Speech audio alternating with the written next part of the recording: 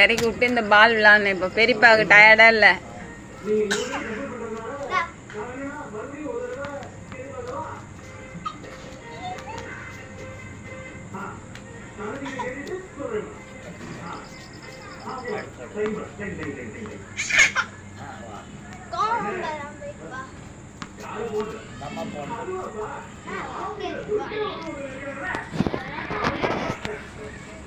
அந்த கிளிப் எடுத்துருக்கீதா?